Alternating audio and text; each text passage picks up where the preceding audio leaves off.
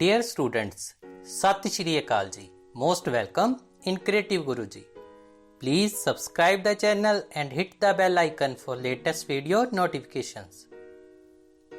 Science Class 9 Chapter 1 Matter in Earth Surrounding.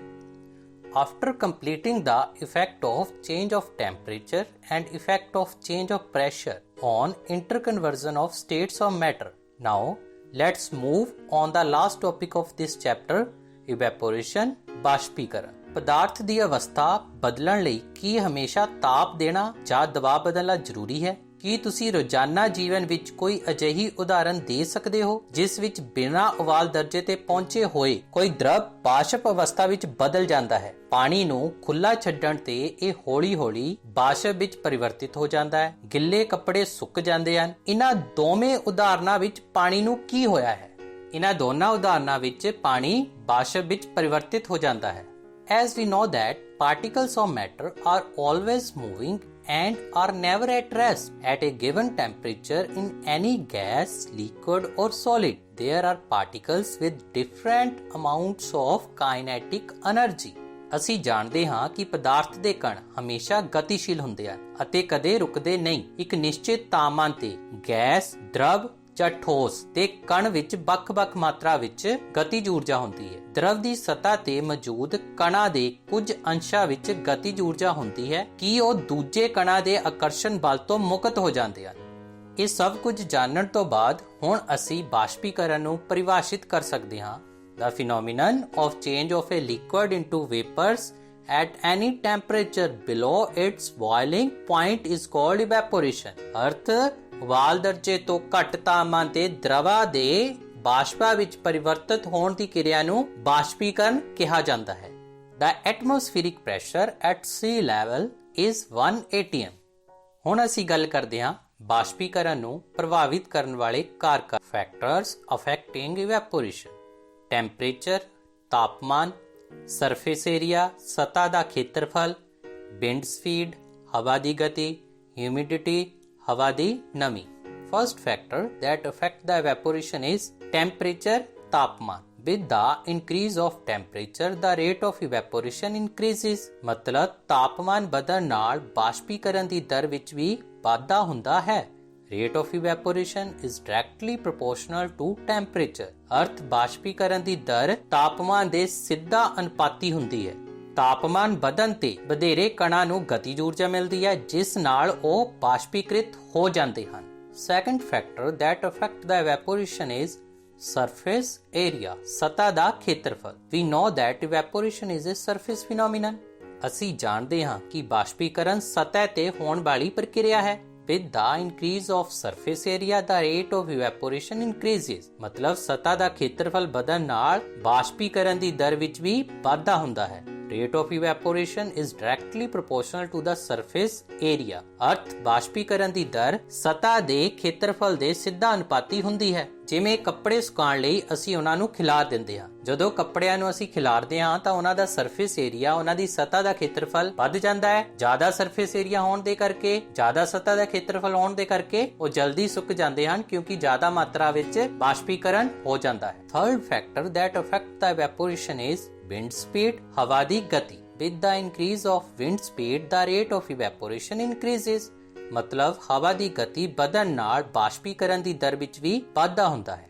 Rate of evaporation is directly proportional to wind speed. ਅਰਥ ਬਾਸ਼ਪੀਕਰਨ ਦੀ ਦਰ ਹਵਾ ਦੀ ਗਤੀ ਦੇ ਸਿੱਧਾ ਅਨੁਪਾਤੀ ਹੁੰਦੀ ਹੈ। ਅਸੀਂ ਜਾਣਦੇ ਹਾਂ ਕਿ ਤੇਜ਼ ਹਵਾ ਨਾਲ ਕੱਪੜੇ ਜਲਦੀ ਸੁੱਕ ਜਾਂਦੇ ਹਨ। ਹਵਾ ਦੇ ਤੇਜ਼ ਹੋਣ ਨਾਲ ਜਲ ਬਾਸ਼ਪ ਦੇ ਕਣ ਹਵਾ ਵਿੱਚ ਉੱਡ ਜਾਂਦੇ ਹਨ ਅਤੇ ਜਿਸ ਨਾਲ ਆਲੇ ਦੁਆਲੇ ਦੇ ਜਲ ਬਾਸ਼ਪਾਂ ਦੀ ਮਾਤਰਾ ਘਟ ਜਾਂਦੀ ਹੈ।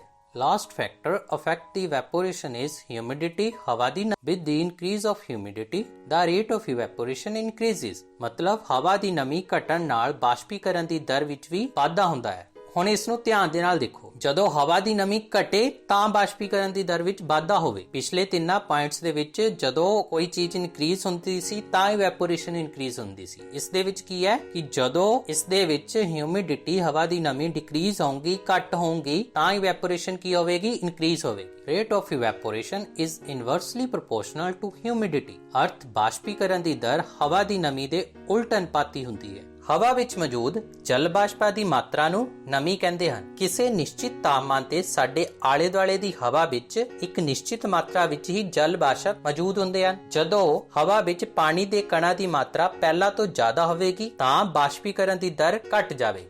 Sometimes nature of substance also affect the evaporation। ਮਤਲਬ ਪਦਾਰਥ ਦਾ ਸੁਭਾਅ ਵੀ ਬਾਸ਼ਪੀਕਰਨ ਨੂੰ ਪ੍ਰਭਾਵਿਤ ਕਰਦਾ ਹੈ। ਜਿਨ੍ਹਾਂ ਪਦਾਰਥਾਂ ਦਾ ਉਬਾਲ ਦਰਜਾ ਉੱਚ ਹੁੰਦਾ ਹੈ ਉਹਨਾਂ ਦਾ ਬਾਸ਼ਪੀਕਰਨ ਹੌਲੀ ਹੁੰਦਾ ਹੈ ਅਤੇ ਜਿਨ੍ਹਾਂ ਪਦਾਰਥਾਂ ਦਾ ਉਬਾਲ ਦਰਜਾ ਘੱਟ ਹੁੰਦਾ ਹੈ ਉਹਨਾਂ ਦਾ ਬਾਸ਼ਪੀਕਰਨ ਜਲਦੀ ਹੁੰਦਾ ਹੈ।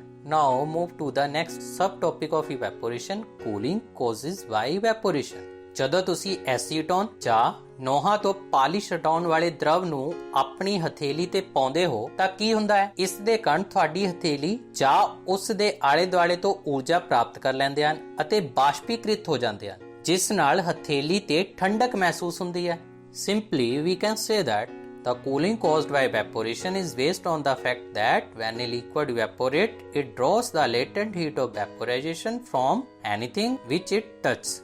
ਵਾਸ਼ਪੀਕਰਨ ਨਾਲ ਹੋਣ ਵਾਲੀ ਠੰਡਕ ਇਸ ਹਕੀਕਤ ਤੇ ਆਧਾਰਿਤ ਹੁੰਦੀ ਹੈ ਕਿ ਜਦੋਂ ਕੋਈ ਤਰਲ ਬਾਸ਼ਪ ਬਣ ਜਾਂਦਾ ਹੈ ਤਾਂ ਇਹ ਬਾਸ਼ਪ ਆਲੇ ਦੁਆਲੇ ਦੀ ਹਰ ਵਸਤੂ ਤੋਂ ਗਰਮੀ ਸੋਖ ਲੈਂਦਾ ਹੈ, ਖਿੱਚ ਲੈਂਦਾ ਹੈ, ਜਿਸ ਵੀ ਵਸਤੂ ਨੂੰ ਉਹ ਛੂੰਹਦਾ ਹੈ। ਉਦਾਹਰਨ ਲਈ ਜੇਕਰ ਅਸੀਂ ਈਥਰ ਜਾਂ ਪੈਟਰੋਲ ਨੂੰ ਆਪਣੇ ਹੱਥ ਤੇ ਰੱਖੀਏ ਤਾਂ ਸਾਨੂੰ ਬਹੁਤ ਠੰਡਕ ਮਹਿਸੂਸ ਹੁੰਦੀ ਹੈ ਅਤੇ ਪਸੀਨਾ ਆਉਣਾ ਸਾਡੇ ਸਰੀਰ ਦੇ ਤਾਪਮਾਨ ਨੂੰ ਸਥਿਰ ਰੱਖਣ ਦਾ ਇੱਕ ਤਰੀਕਾ ਹੈ। ਚਲੋ ਹੁਣ ਕੁਝ ਮਹੱਤਵਪੂਰਨ ਪ੍ਰਸ਼ਨਾਂ ਬਾਰੇ ਗੱਲ ਕਰੀਏ ਜੋ ਕੂਲਿੰਗ caused by evaporation ਇਸ ਟੌਪਿਕ ਤੇ ਆਧਾਰਿਤ ਹਨ। First question, why should we wear cotton clothes in summer? ਗਰਮੀਆਂ ਵਿੱਚ ਅਸੀਂ ਸੂਤੀ ਕੱਪੜੇ ਕਿਉਂ ਪਾਉਂਦੇ ਹਾਂ? During summer, we perspire more because of the mechanism of our body which keeps us cool. We know that during evaporation, the particles at the surface of the liquid gain energy from the surrounding or body surface and change into vapor। ਇਸ ਦਾ ਮਤਲਬ ਸਰੀਰਕ ਕਿਰਿਆ ਕਾਰਨ ਗਰਮੀਆਂ ਵਿੱਚ ਸਾਨੂੰ ਜ਼ਿਆਦਾ ਪਸੀਨਾ ਆਉਂਦਾ ਹੈ, ਜਿਸ ਨਾਲ ਸਾਨੂੰ ਠੰਡਕ ਮਿਲਦੀ ਹੈ। ਜਿਵੇਂ ਕਿ ਅਸੀਂ ਜਾਣਦੇ ਹਾਂ, ਬਾਸ਼ਪੀਕਰਨ ਦੇ ਦੌਰਾਨ ਦਰਵ ਦੀ ਸਤਹ ਤੇ ਕਣ ਸਾਡੇ ਸਰੀਰ ਜਾਂ ਆਲੇ ਦੁਆਲੇ ਤੋਂ ਊਰਜਾ ਪ੍ਰਾਪਤ ਕਰਕੇ ਬਾਸ਼ਪ ਵਿੱਚ ਬਦਲ ਜਾਂਦੇ ਹਨ। The heat energy equals to the latent heat of vaporization is absorbed from the body, leaving the body cool। ਅਰਥ ਬਾਸ਼ਪੀਕਰਨ ਦੇ ਗੁਪਤ ਤਾਪ ਦੇ ਬਰਾਬਰ ਤਾਪ ਊਰਜਾ ਸਾਡੇ ਸਰੀਰ ਤੋਂ ਸੋਖਿਤ ਹੋ ਜਾਂਦੀ ਹੈ, ਜਿਸ ਨਾਲ ਸਾਡਾ ਸਰੀਰ ਠੰਡਾ ਹੋ ਜਾਂਦਾ ਹੈ। Cotton being a good absorber of water help in absorbing the sweat and exposing it to the atmosphere for easy evaporation। ਕਿਉਂਕਿ ਸੂਤੀ ਕੱਪੜਿਆਂ ਵਿੱਚ ਪਾਣੀ ਦਾ ਸੋਖਣ ਵਧੇਰੇ ਹੁੰਦਾ ਹੈ, ਇਸ ਲਈ ਸਾਡਾ ਪਸੀਨਾ ਇਸ ਵਿੱਚ ਸੋਖਿਤ ਹੋ ਕੇ ਵਾਯੂਮੰਡਲ ਵਿੱਚ ਆਸਾਨੀ ਨਾਲ ਬਾਸ਼ਪੀਕ੍ਰਿਤ ਹੋ ਜਾਂਦਾ ਹੈ। Second question, why do we see water droplets on the outer surface of a glass containing ice cold water? ਮਤਲਬ ਬਰਫ਼ ਵਾਲੇ ਪਾਣੀ ਨਾਲ ਭਰੇ ਗਿਲਾਸ ਦੇ ਬਾਹਰੀ ਸਤਹ ਤੇ ਪਾਣੀ ਦੀਆਂ ਬੂੰਦਾਂ ਕਿਉਂ ਨਜ਼ਰ ਆਉਂਦੀਆਂ ਹਨ? Let us take some ice cold water in a tumbler.